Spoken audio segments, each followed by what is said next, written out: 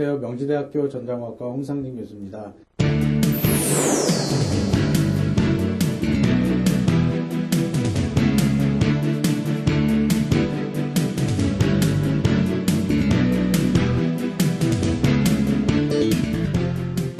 자, 이제 23번째 강의를 시작하도록 하겠는데요.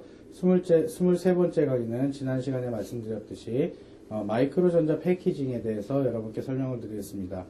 비록 마이크로전자 패키징이 1시간밖에 할애가 되진 않았지만 반도체와 연속선상에서 재료를 제외한 패키징 공정을 포함시킨다면 아마 연속된 공정으로 하나의 제품, 여러분들이 보고 계시는 그런 전자제품 또는 반도체라고 하는 것들이 연속되어서 하나의 반도체 공정으로 포함될 수 있다고 생각해서 여러분께 이 패키징 내용을 소개하도록 하겠습니다.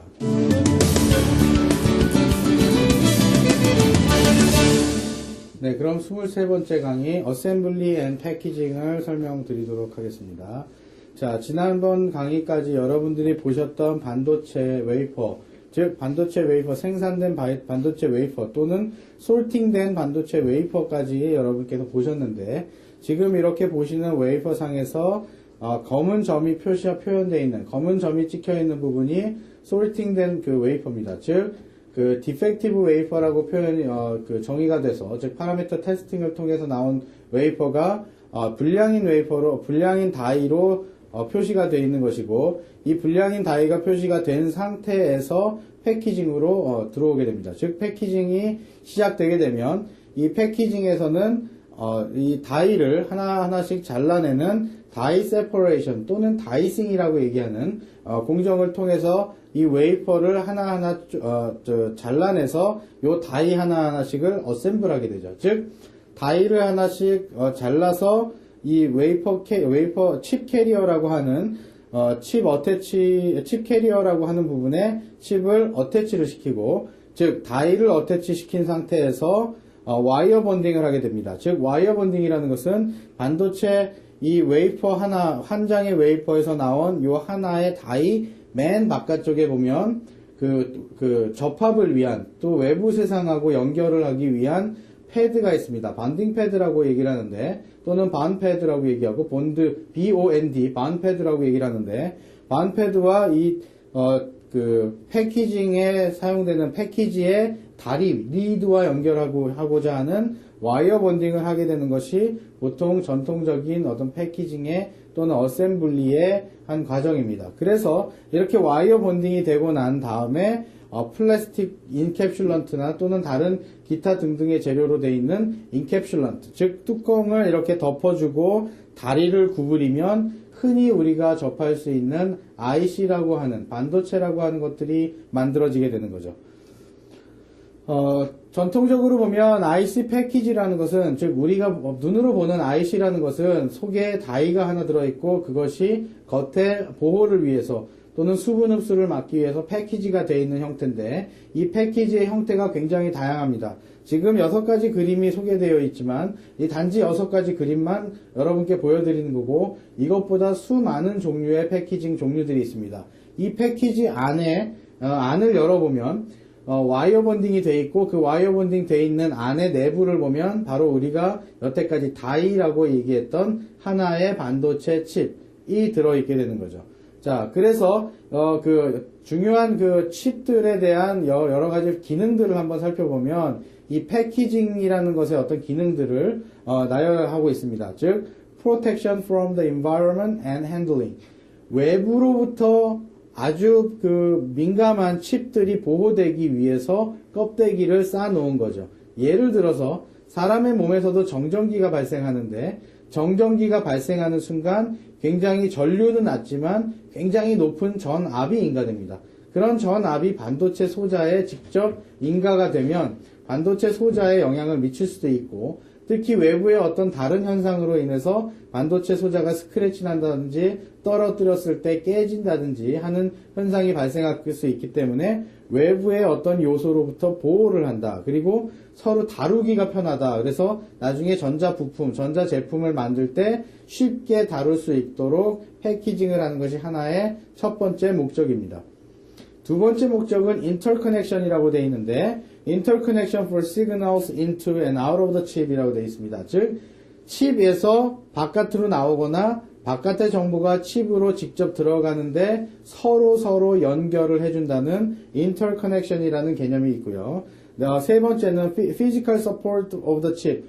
칩 자체가 워낙 소량이고 소형이고 그렇기 때문에 칩 자체를 지지해 줄 수 있는 무엇인가가 필요합니다. 그것이 바로 칩 캐리어라고 하는 것들이고 그것이 바로 패키징의 형태로 표현되는 것이죠. 마지막에 네 번째로 heat dissipation이라고 하는데 이 열을 잘 방출해 줄 수 있게끔 설계가 되어 있는 것이 하나의 이런 단품 패키지라고 얘기할 수 있습니다. 물론 이제 뒤에 후반부 가면은 패키지에 더 다양한 기능들이 있지만 기본적으로 전통적으로 패키지다라고 하면 이러한 정도의 기능을 하고 물론 이거보다 더 많은 기능을 하고 있습니다만 이 정도의 기능을 한다라고 여러분께서 염두하고 계시면 괜찮을 겁니다. 예를 들어서 한 가지 더 말씀을 드리면 여러분이 한여름에 노트북을 무릎 위에 올려놓고 10분 이상, 20분 이상 인터넷을 하실 수 없는 이유가 바로 열이 발생한다는 건데 그 열은 바로 다른 부분에서 발생하는 것이 아니라 주로 IC라는 반도체 내부에서 발생을 합니다. 즉 에너지를 소비하면서 열 에너지로 발산이 되는데 이 열이 잘 발산될 수 있도록 설계가 되어 있는 것이 바로 이런 패키징입니다. 과거에는 패키징 그러면 단순하게 패키징은 껍데기 싸는 거라는 인식이 많았던 것도 사실이고 패키징을 패키징 사실 재미없는 그런 일이라고 생각하고 약간은 천직처럼 여겨졌던 그 영역이 바로 패키징이라고 해도 거짓말은 아닐 겁니다. 그러나 최근 반도체의 성능이 굉장히 고성능이 되고 또는 집적화가 많아져서 반도체 소자 즉 디바이스라고 얘기하는 우리 MOSFET의 트랜지스터의 개수가 수백만 개에 이르게 되는 시점에 있어서 패키징의 역할은 그 어느 때보다도 더 강조가 되고 있고 패키징으로 인해서 시그널이 어테뉴에이션 되지 않거나 또는 칩의 생명이 연장될 수 있는 그런 그 영역이 바로 패키징이라고 얘기할 수 있습니다. 맨 왼쪽에 나와 있는 우리가 가장 흔히 접할 수 있는 그런 칩이 바로 듀얼 인라인 패키지라고 얘기를 합니다. 불행히도 패키징 영역에서는 이런 약자를 많이 사용하는데 그 어느 누구도 이 약자를 풀어서 설명해주는 사람이 별로 없습니다. 그래서 여러분들도 혹시 이렇게 보신다면 앞으로 이런 패키징에서 나오는 대부분의 용어들이 그 이름 자체로도 해석이 가능한, 즉 이름 자체의 그런 뜻을 가지고 있는 그 용어지만 그 용어를 사용하는 대신에 약어를 주로 많이 사용한다라는 걸 염두에 두시고 그 용어에 대해서 친숙하게 하시는 것으로 공부를 해주시면 훨씬 더 유익할 거라고 생각이 듭니다. 즉 DB라고 하는 것은 듀얼, 양쪽으로 인라인, 여러분 인라인 스케이트 아시죠? 롤러 스케이트와 인라인 스케이트의 차이점이 바퀴가 한쪽 일렬로 서 있다는 인라인이다. 그래서 양쪽으로 듀얼 인라인 패키지라고 하는 것이 DIP라고 얘기하는 DIP이라고 얘기를 하고요. 싱글 인라인 패키지라고 해서 간혹가다 이런 형태의 칩들이 있습니다. 즉 이것이 SIP라고 얘기를 하고 또는 CB라고 얘기를 합니다. 또 반면에 가끔 보면 여러분들 이런 메모리 같은 경우에 이렇게 나와 있는 경우가 있습니다. Thin Small Outline Package TSOP라고 얘기를 하는데 현재의 삼성전자의 삼성전자에서 만드는 메모리 그 메모리 중에 DRAM 같은 경우에 이런 패키징을 적용하는 제품군들이 제일 많고요. 물론 하이닉스에서 나오는 제품은 이렇게 패키징이 되어 있지 않고 BGA 타입으로 되어 있습니다. 나중에 BGA는 다시 설명을 드리도록 하죠. 자, 그 다음에 그래픽 카드나 어떤 모뎀에 있어서 코프로세서, 즉 어떤 이미지 프로세서라든지 아니면 DSP라든지 하는 것들이 이렇게 양쪽으로 사방으로 다리가 나와 있는 형태의 패키지, 즉 Quad Flat Package. 플랫이라는 것은 이 끝에 발이 바깥으로 이렇게 조금 삐져나와 있습니다. 딥하고는 다르죠. 딥은 삽입을 위한, 즉 PCB 보드에 구멍이 뚫어져서 밑에 끼워지는 형태의 패키지지만 QFP라고 하는 것은 SMT, 즉 Surface Mount Technology라는 표면 부품 실장을 위해서 만들어진 패키지의 한 형태이고 PLCC라고 하는 것은 Plastic Leaded Chip Carrier라고 하는 플라스틱으로 만들어서 다리가 이렇게 안쪽으로 이렇게 구부러져 들어가 있습니다. 즉, 이것들은 어떤 칩을 담을 수 있는 소켓에 잘 들어갈 수 있게끔 용이하게 만들어진 패키지 타입이라고 얘기할 수 있습니다. 또 하나 LCC라고 얘기하는 Leadless Chip Carrier라고 되어 있는데, 이거는 다리가 있지 않고 어떤 패드가 있습니다. 그래서 이 패드의 형태하고 바닥에 있는 또는 보드에 있는 어떤 핀이나 면과 접합이 되게끔 하는 형태고, 여러분 핸드폰 충전기가 바로 이런 핸드폰에 있는 그 충전기 부분에 금색으로 충전을 할 수 있게 되는 충전기 거치대에 놓는 부분이요. 그 부분이 바로 이런 형태의 패키지로 되어 있다고 생각하시면 될 것 같습니다. 자, 패키지를 하기 위해서 우리가 웨이퍼의 두께를 얇게 만들어야 될 필요가 있는데, 지금 300mm 웨이퍼 같은 경우에는 두께가 대략 770 마이크론 정도, 즉 0.77mm 정도 되는 꽤나 두꺼운 그 실리콘 서브스트레이트를 사용하고 있습니다. 꽤 두꺼운 실리콘 서브스트레이트이지만 이것을 백그라운딩이라는 과정을 거쳐서 뒷면을 갈아냅니다. 즉 775나노미터 정도 되는 반도체 웨이퍼라 하더라도 실제 반도체 소자가 올라가 있는 부분은 2마이크론, 3마이크론 또는 맥시멈 5마이크론 이내의 범위이기 때문에 뒤에 있는 770마이크론 정도는 웨이퍼를 가공하기 위한 어떤 바탕으로 사용됐던 거지 반도체 소자와 직접적인 영향은 없는 그런 부분입니다. 그래서 실제 패키징을 하기 전에 백그라인딩이라는 그 과정을 거치는데 마치 CMP와 굉장히 유사합니다. CMP는 앞에 있는 얇은 면을 갈아내는 거지만 백그라인딩은 소자가 있는 쪽이 아니라 소자가 없는 반대편 쪽에 웨이퍼의 빈 웨이퍼를 갈아내서 두께를 얇게 한다는, 그래서 CMP처럼 조심스럽게 하지는 않아도 되지만 물론 웨이퍼가 깨지지 않게 조심스럽게 다뤄야 되는 것은 있겠죠. 자, thinner wafers are easy to dice into chip. 다이싱을 하기 위해서 웨이퍼 두께가 얇아야 서로 자르기가 편하기 때문에 그 과정을 위해서 백그라인딩을 해줍니다. 예를 들어서 두꺼운 웨이퍼를 다이싱 하다가 잘못돼서 웨이퍼가 깨지게 된다면 굉장히 큰 손실이 발생할 수 있기 때문에, 즉 패키징에서는 더 이상 손실이 발생하면 안 되죠. 왜냐하면 이미 다 반도체 공정이 끝난 공정이기 때문에 굉장히 웨이퍼 자체가 값비싼 웨이퍼가 되죠. 그 다음에 웨이퍼가 얇으면 얇을수록 열적으로 훨씬 더 우수합니다. 즉 열이 더 쉽게 방출될 수 있기 때문에 웨이퍼의 백그라인딩을 한다는 거죠. 즉 웨이퍼 백그라인딩을 하기 위해서는 반도체 소자가 있는 면이 위쪽으로 오고 반도체 소자가 없는 부분이 이 패드 쪽으로 향하게 CMP와는 반대 방향으로 웨이퍼가 놓이게 된다는 거 한 번쯤 생각해 보시면 좋을 것 같습니다. 자, 그 다음에 이제 다이싱을 하겠는데 다이 세퍼레이션을 하게 됩니다. 즉 다이 세퍼레이션을 하기 위해서는 이런 링 프레임이라는 것이 있습니다. 즉 웨이퍼가 안착될 수 있게끔 링 프레임이 있고 그 링 프레임 위에 블루 테이프라는 그 어떤 반도체 웨이퍼를 고정시킬 수 있는 테이프를 이렇게 붙여 놓습니다. 거치하고 그 가운데에 웨이퍼를 장착을 해 놓습니다. 그러면 그리고 나서 그 다이싱을 하게 되면 마치 이러한 형태로, 즉 다이아몬드 블레이드라고 하는 이 얇은 블레이드가 지나가면서 반도체 다이를 쭉쭉 잘라내게 됩니다. 그렇죠? 쭉쭉 잘라내는데 블루 테이프는 접착성이 있대 이 접착제가 늘러붙어 있지 않는 성분 때문에 다이싱을 해서 다이가 세퍼레이션 되더라도 이 다이가 다른 데로 튀어가지 않게끔 잡아주는 그런 역할을 하게 되겠죠. 나중에 이제 그 다이싱을 다 끝나고 나서 어떤 그 익스펜더라고 하는 그 블루 테이프를 이렇게 잡아 늘리는 그런 기계가 있는데, 잡아 늘리는 기계에서 그 장비에서 이렇게 잡아 늘리게 되면 다이가 결국 세퍼레이션 된 다이가 이렇게 벌어져서 하나씩 픽 앤 플레이스 하기에 용이하게끔 구성이 되어 있습니다. 자, 다이아몬드 블레이드로 그 다이싱을 하게 되면 우리가 톱으로 나무를 자르듯이 그 나무 톱밥이 생기듯이 웨이퍼에 대한 어떤 치핑이 발생합니다.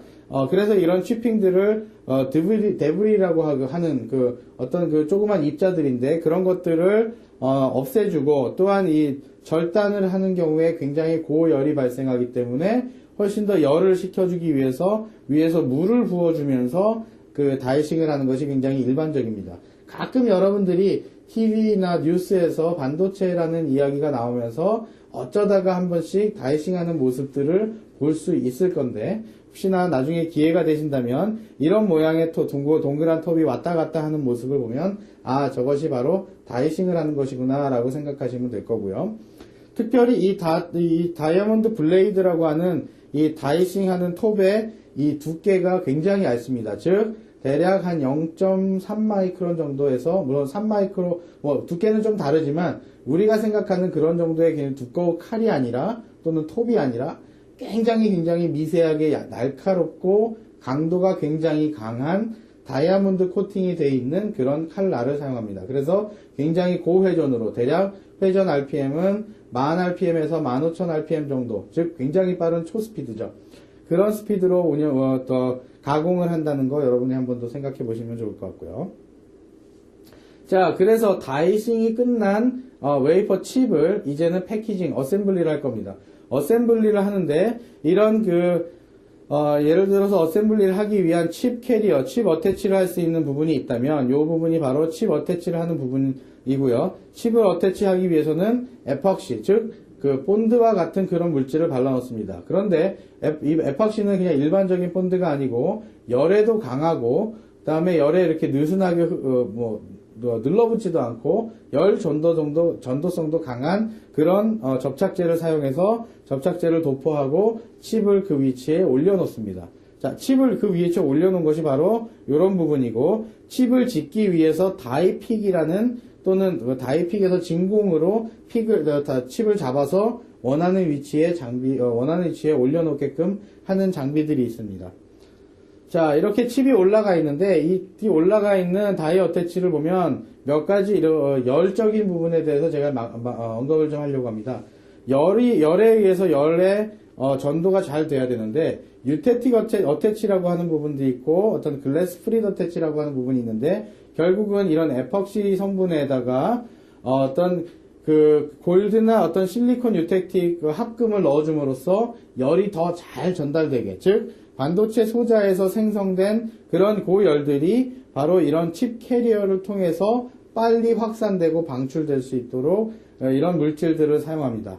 자, 골드 필름을 쓰기도 하는데 열적인 그런 확산이 좋기도 하고 하기 위해서 사용하기도 합니다. 또한 글래스 프릿이라고 하는 글래스 유리 알갱이 입자들을 넣어줌으로써 열의 확산을 더 좋게 하는 그런 것들도 있고요. 물론 그 안에 실버 페이스트라고 얘기하는, 또는 실버 파티클이라고 얘기하는 은의 성분을 넣어주어서 열의 전도성을 훨씬 더 좋게 해주는, 즉 칩의 내구성을 좋게 해주기 위해서 발생한 열을 빨리 방출시켜주는 그런 형식으로 패키지가 설계가 되어 있습니다.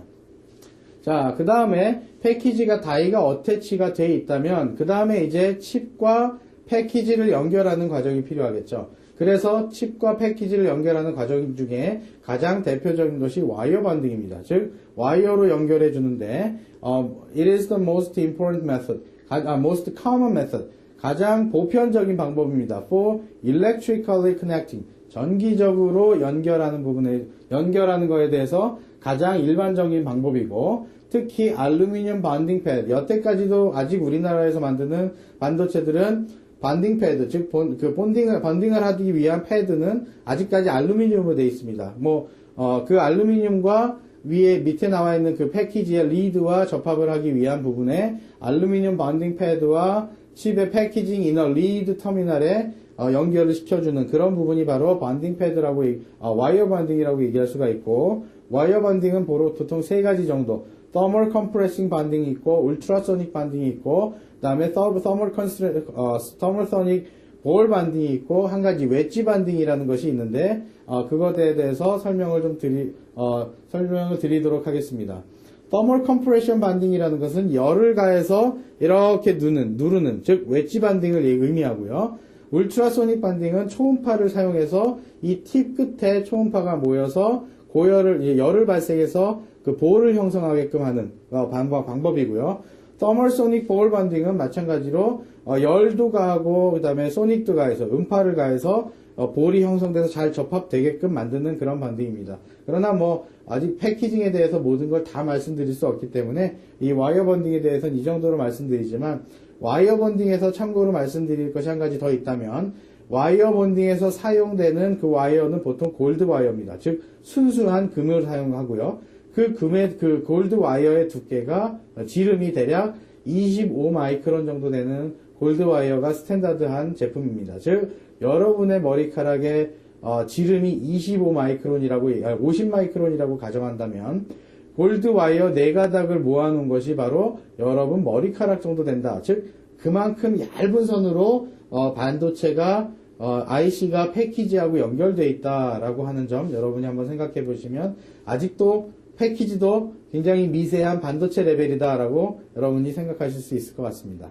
자, 이제 플라스틱 패키지의 종류에 대해서 몇 가지 말씀을 드리겠는데요. 패키지의 종류에 대해서 말씀을 드리겠는데요.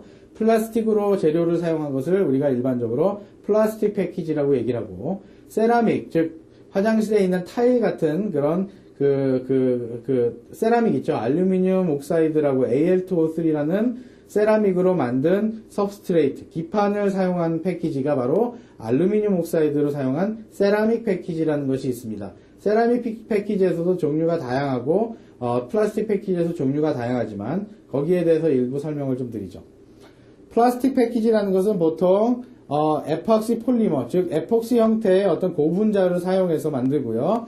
to completely encapsulate, 완전하게 감싸기 위해서 무엇을? wire bonded die, 즉 와이어 본딩 된 다이를 완전히 잘 감싸기 위해서 사용하는 것이 바로 플라스틱 패키지입니다. 그리고 리드 프레임을 잘 감싸서 몰딩 한다는 그런 개념이죠. 그래서 외부로부터 어떤 수분이 들어가지 않도록 하고, 외부로부터 어떤 충격이 가해져도 와이어 본딩이 끊어지지 않게끔 몰딩을 잘해서 포장을 한다는 그런 개념이 들어갑니다.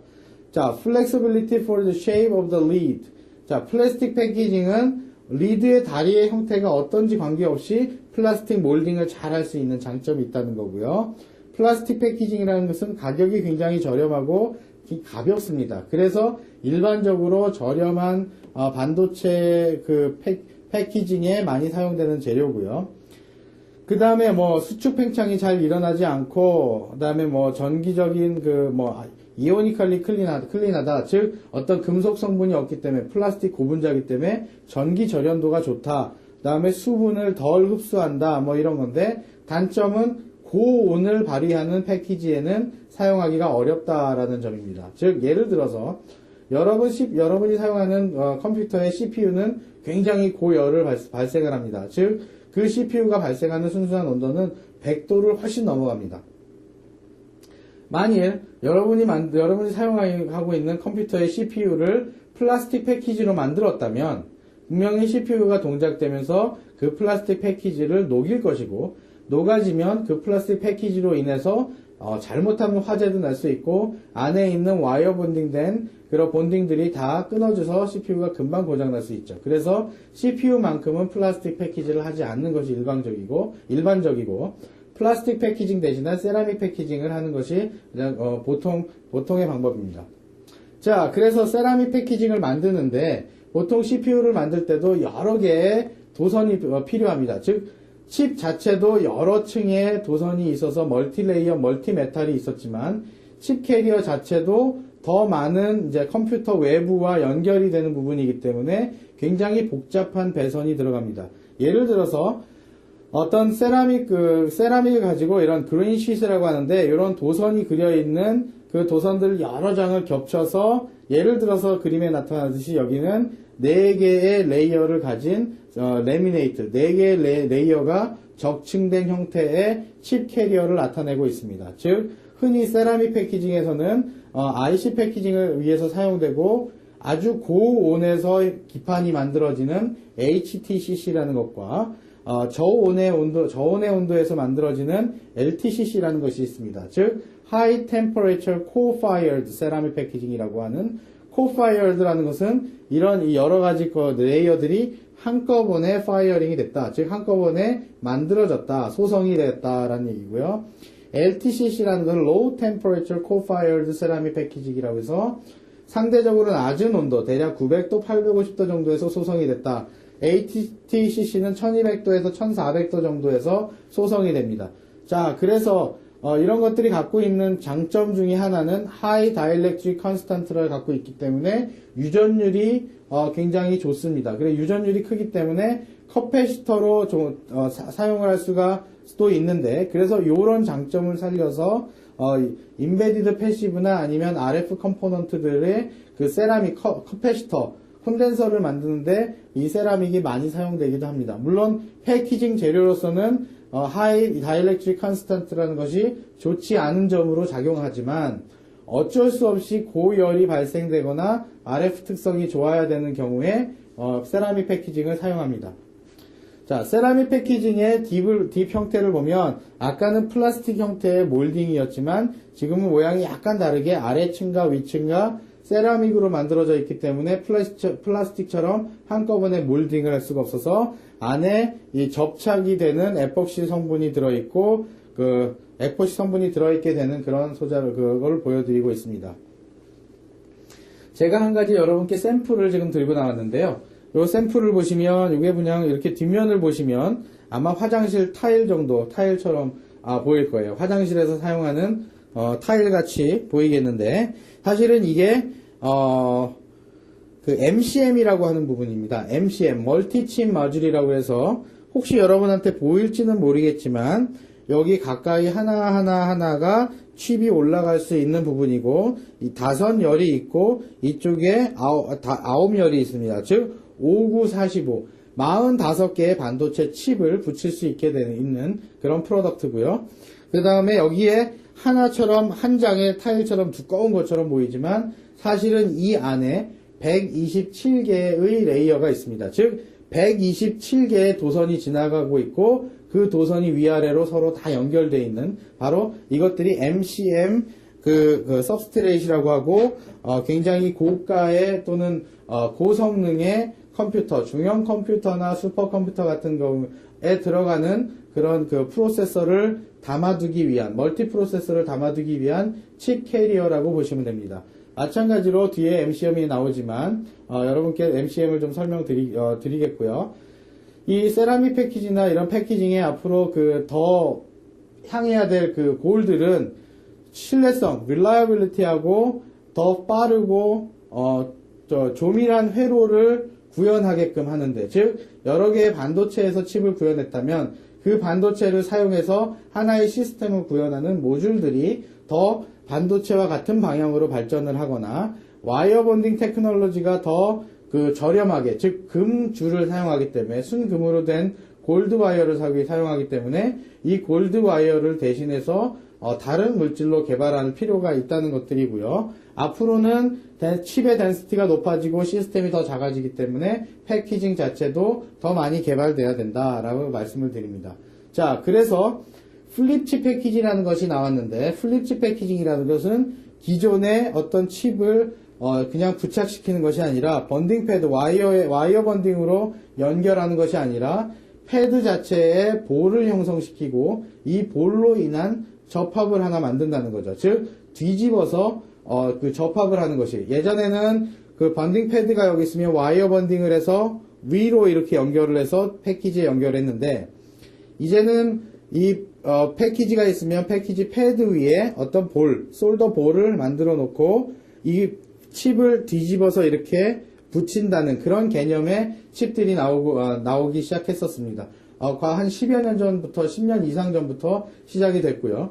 하나의 장점은 뭐냐면 와이어 본딩을 피할 수 있다는 장점이 있고 접합력이 강할 수 있다는 장점이 있고요. 또한 반도체 소자가 이 밑에 있기 때문에 와이어 본딩을 하면 이 소자에서 이렇게 밑으로 열이 방출돼야 되지만 플립칩을 하게 되면 열이 칩 위쪽으로 방출이 되기 때문에 열 방출이 훨씬 더 용이하다는 그런 장점이 있습니다. 그래서 1990년대에 IBM에서 개발했던 C4라고 하는 Controlled Collapse Chip Carrier라고 하는 부분이 바로 이런 부분입니다. 즉 칩을 이렇게 캐리해서 위에서 붙이고 그 붙인 칩 캐리어를 가지고 시스템에 구현해 놓는 이런 칩 캐리어들이 개발되기 시작했습니다. 플립칩을 만드는 방법이 바로 이런 C4 프로세싱을 하기 위해서는 반도체 공정이 거의 유사하게 사용이 되는데요. 맨 위에 패시베이션이 된 옥사이드가 있습니다. 물론 이 밑에는 반도체가 구현이 되어 있고 이 맨 위에 패시베이션 옥사이드가 있고 이 부분이 알루미늄 패드라고 해서 여기에서 와이어 본딩이 이어지죠. 와이어 본딩을 하는 대신에 이제는 우리가 이런 그림처럼 볼을 형성할 거예요.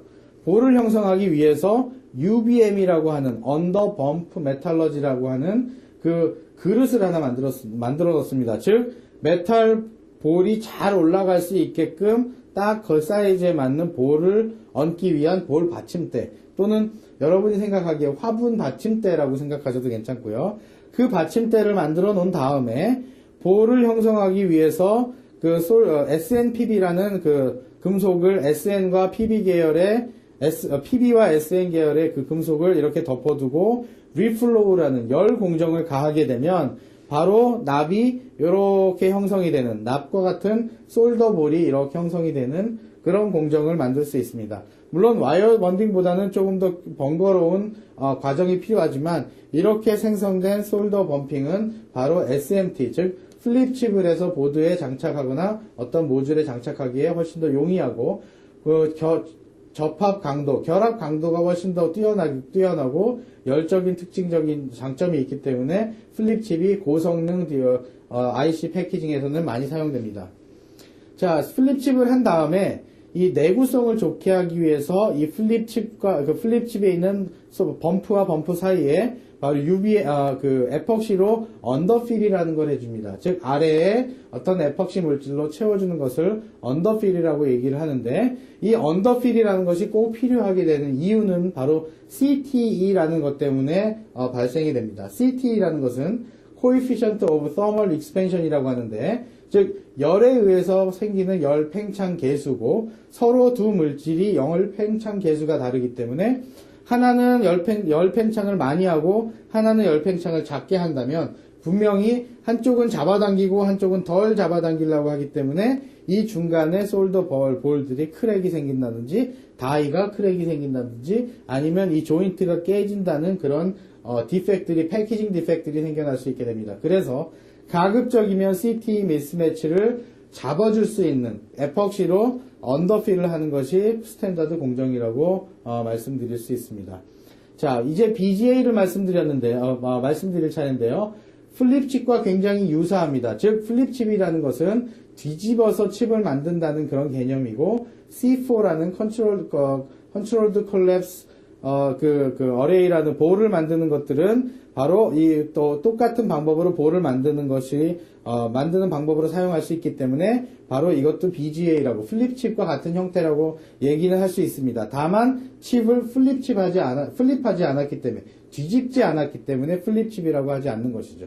즉 어떤 와이어 본딩에 이어졌고 그 칩 캐리어 자체에 이런 볼을 형성해서 접합을 하게 되면 그것이 바로 BGA, 볼 그리드 어레이라고 하는 것이고 혹시 여러분들이 이런 IC를 많이 보셨는데 분명히 까만 IC가 있긴 있는데 다리가 없다 라고 하는 것들은 거의 99.99% 이런 BGA 형태로 조인트가 이루어졌다라고 생각하시면 됩니다. 특히 알루미늄 캔을 뚜껑으로 사용하고 있는 이런 칩들이나 또는 세라믹 칩들이나 또는 다른 기타 등등의 고성능의 어떤 그 전자제품에 사용되고 있는 칩들을 보면 다 이렇게 BGA 형태로 되어 있죠.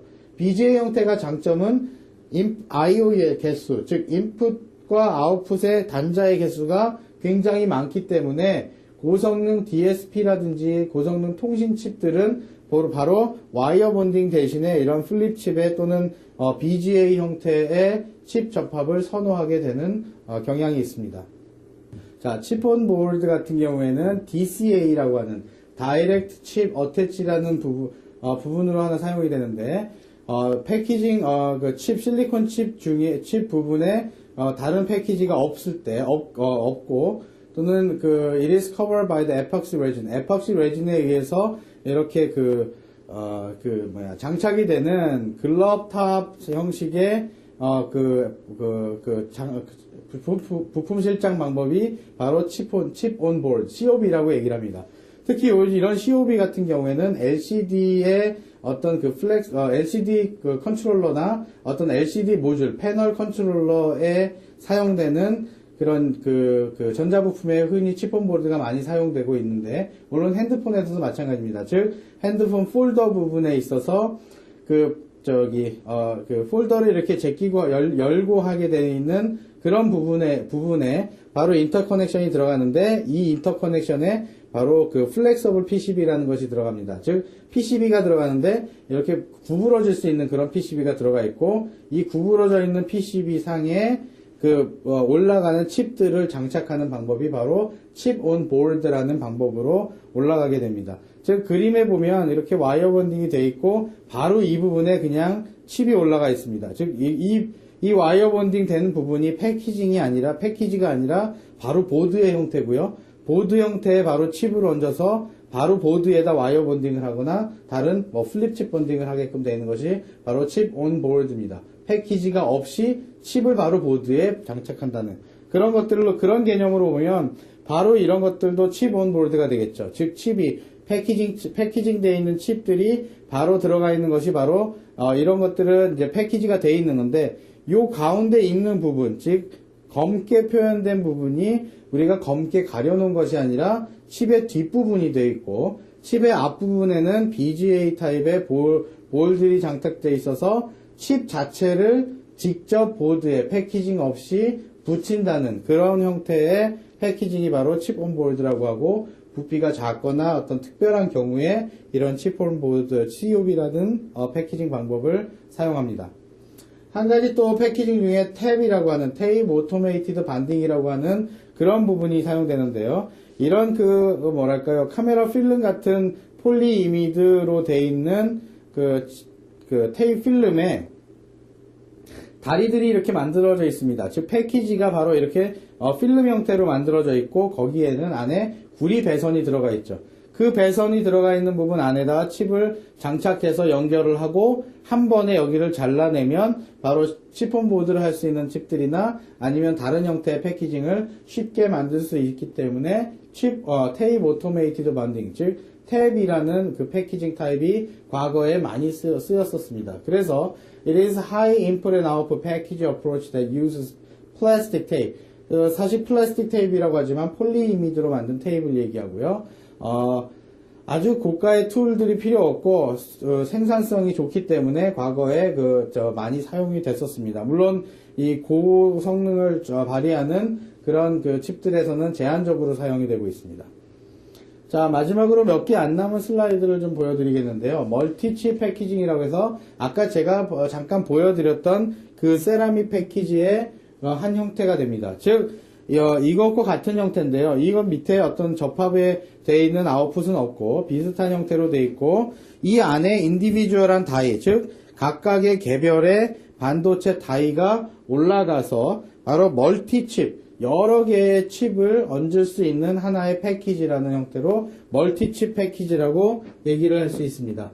즉, 멀티칩 패키지와 싱글칩 패키지의 그 근본적인 차이점은, 싱글칩 패키지는 하나의 기능들을 하는 칩들을 담아놓은 것이고, 멀티칩 패키징은 하나의 기능들을 하는 칩들을 담아놓은 하나의 패키지라고 해서 더 많은 기능을 할 수 있는, 즉 더 고성능이나 아니면 고사양의 전자제품이나 어떤 컴퓨터급에 사용이 되는 패키지라고 얘기할 수 있습니다. MCM 기억하실 수 있겠죠? 자, 칩 스케일 패키징이라는 그런 단어가 있습니다. CSP라는 건데요. 칩 스케일 패키징이라고 되어 있는 것은, 예전에 패키징이라는 것은 생각해보면 다이라는 것, 아주 작은 것을 패키징하기 위해서 더 큰 패키지가 필요하고, 이 더 큰 패키징을 담기 위해서 더 큰 모듈이 필요하고, 더 큰 모듈이 필요해서 보드에 장착돼서 하나의 시스템으로 구현이 됐는데, 소비자들은 어떤 것을 원하냐면 크고 무거운 핸드폰이 아니라 작고 가벼운 핸드폰, 즉 이제 더 이상 필요 없는 패키지는 필요 없다. 즉 패키지의 형태, 칩 스케일로 칩 크기보다 별로 크지 않은 정도의 패키지가 필요하다라는 개념이 나오게 된 거죠. 즉 무겁지 않고 가볍고 그다음에 크기가 작게 시스템을 만들기 위해서 커다란 IC를 사용하는 것이 아니라 작은 IC, 작은 IC를 사용하기 위해서 패키지가 된 IC 자체도 다이 사이즈보다 아주 작게 커진, 좀 아주 조금 커진, 또는 칩하고 크기, 다이하고 크기가 똑같은 정도의 패키지가 필요하다는 개념의 칩 스케일 패키지가 나왔습니다. 즉, General Definition of CSP, 즉 칩 스케일 패키지의 일반적인 정의라는 것은 IC package that has a footprint, 족적이라고 얘기하는 어떤 그 크기가 that is 1.2 times, 1.2 times, 즉 1.2배보다 작은 정도가 바로 CSP다. 즉 패키지 크기가 작아야 된다 라고 하는 것들이고요.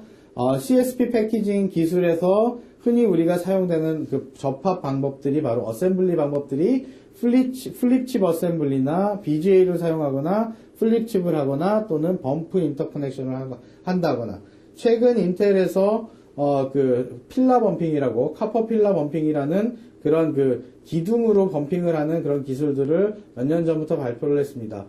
그리고 물론 2008년도에 그 카퍼 필라 팀 범핑이라는 그런 기술을 저희 연구실에서 대학원생들과 같이 연구를 하면서 개발을 해서 지금 대한민국 특허를 확보해 있는 상태고, 또한 그 외국 특허를 채워내는 상태입니다. 그런 방향으로 더 조밀하게 더 신뢰성 있게 범핑을 하기 위해서 이제는 더 이상 볼 범핑도 한계에 와서 요즘엔 이제 기둥으로, 즉 하나의 사이즈가 50 마이크론 정도 사이즈가 되는, 즉 패드 자체 IC 레벨에서 볼이 더 커지는, 이만큼 커지는, 즉 패드가 요만하고 볼 범핑을 하기 위해서 이만큼 커지는 패키징이 아니라 다이 사이즈가 있고 다이가 있고 그 안에 패드가 있으면 패드하고 동일한 사이즈 또는 패드보다도 더 작은 사이즈로 범핑을 해서 IO의 개수를 늘리고 칩의 크기를 줄이는 패키징, 또는 칩 사이즈와 동일한 크기의 패키징 기술이 필요하다라는 것을 여러분께 설명을 드리고, 마지막으로 이제 웨이퍼 레벨 패키징을 설명을 드리겠습니다. 이 웨이퍼 레벨 패키징이라는 것은 개념적으로는 1990년대 후반에 나왔습니다. 즉 패키징을 하는데 아예 잘라놓고 패키징 하지 말고 자르기 전에 패키징 다 하고 그 다음에 자르자. 자, 어떤 장점이 있냐면 다이가 만약에 100개라면 자른 다음에 100번의 패키징을 해야 되는데 그 웨이퍼 레벨 패키징을 사용하면 한 번에 패키징을 하고 그냥 자르면 100번의 공정이 줄어들 수 있다라는 개념의 웨이퍼 레벨 패키징을 이란 개념이 나왔습니다. 그런데 이때는 개념 자체가 나왔었고 어떤 이 패키징이라는 기술이 많이 개발되지 않았었던 시대였기 때문에 그때 개념이 굉장히 좋았지만 아무도 시도하지 못했었죠. 그런데 2000년대 중반에 들어서면서 패키징 기술이 발달되고 패키징에 대한 수요가 급증하면서 수율을 올리고 공정을 개선하기 할 필요가 생겨서 웨이퍼 레벨 패키징이라는 기술이 다시 부각됐습니다. 즉 볼을 형성하는데 과거에 이렇게 다이를 다 잘라놓고 볼을 하나씩 만드는 공정을 100번, 1000번을 하는 공정이 있었다면 이제는 아예 웨이퍼를 자르기 전에 지금 나타나는 색깔로 나타나는 것이 바로 이렇게 볼이 올라가 있는 상태입니다. 즉 이런 솔더 볼들을 미리 다 만들어 놓고 나서 그 다음에 이 볼을 다 접합시키고 다이싱을 해내자라는 개념이 웨이퍼 레벨 패키징이라는 것이고 그것이 바로 그 공정의 단가 수율을 줄이기 위한 아주 굉장히 유리한 방면입니다. 그래서 지금 현재 하이닉스에서 만들고 있는 메모리드 제품들은 일부 웨이퍼 레벨 패키징 기술이 적용돼 있는 상태고, 그래서 하이닉스에서 제조한 메모리를 보면 그 메모리에 다리가 하나도 없습니다. 즉 어떤 핀이 하나도 없어서 겉으로 드러나 있는 것들이 없고 다 볼들이 그 다이 속에 밑에 부분에 있기 때문에 위에서 보면 정말 까만 그 IC만 보이게 된다는 거죠. 자, 그래서 여러분들이 그런 것들을 보면 이 안엔 분명히 여태까지 우리가 고생해서 배운 반도체라는 것이 들어있고 내가 보고 있는 지금 이 IC라는 것은 패키징이 된 IC구나 라는 점들을 여러분들께서 알아보실 수 있을 겁니다. 자, 웨이퍼 레벨 패키징으로 마지막 이번 강의를 마치려고 하는데요. 컨벤셔널하게 스탠다드 테스트 프로세스가 있지만 웨이퍼 레벨 패키징으로 되어 있는 칩들은 훨씬 테스트하기 간단합니다. 그래서 실제 컨벤셔널하게 개별적으로 패키징을 하는 것보다 웨이퍼 레벨로 패키징을 하는 것이 훨씬 더 유리한 장점이 있습니다. 그러나 공정이 완전히 셋업되어 있지 않은 상태에서 웨이퍼 레벨 패키징을 할 경우엔 잘못하다가 웨이퍼를 통째로 손실할 수 있는 경우가 있습니다. 즉 웨이퍼를 전체로 손실해버리면 차라리 그 개별 패키징을 한 것보다도 못한 결과가 나오죠. 그래서 많은 기술 개발이 앞으로도 필요하고 많은 공정 개선이 필요한 것이 바로 웨이퍼 레벨 패키징이다. 그리고 웨이퍼 레벨에서 더 멀리 나아가선 앞으로는 어떤 형태든지 더 고주파 신호를 잘 다룰 수 있게끔 와이어 본딩은 점점 사라질 것이고 솔더 볼 범핑에서 필라 범핑으로 앞으로 기술이 더 발전할 수 있는 가능성은 있는 상태다라는 말씀을 마지막으로 이렇게 패키징 강의까지 마치도록 하겠습니다. 자, 이제 마지막 강의가 하나 남아 있는데요. 이 마지막 강의에서는 제가 이제 처음부터 1장부터 그 강의를 시작하면서 23강까지 오면서 여러분들께 반도체가 어떻게 만들어지고 무엇이고 어떻게 포장되는지까지 말씀을 드렸습니다. 맨 마지막 강의에서는 제가 삼성전자의 재직자 교육을 하는 내용들을 일부 발췌해서 삼성전자의 과장급, 대리급 직원들을 교육하는 그런 일부 자료를 발췌해서 여러분들께 이제 패키지된 칩들이 어떻게 판매되고 어떻게 관리되고 기업적인 차원에서는 어떤 식으로 운영이 되고 그것이 바로 어떻게 기술 개발하고 연관이 되는지를 설명을 드림으로 이 반도체 재료 및 공정, 즉 반도체 시모스 반도체 공정 교육을 마무리하려고 합니다. 자, 마지막 한 강의 남았습니다. 이제 점점 내용이 쉬워지던지 아니면 내용이 어려워지던지 하는 그런 차원이 될 겁니다. 지금까지 강의된 내용을 잘 복습하시고 마지막으로 제공되는 그런 강의를 여러분께서 학습하신다면 아마 여러분들이 반도체 분야의 전문 지식을 향상시키는 데 크게 도움이 될 거라고 생각하고 있습니다. 자, 감사합니다.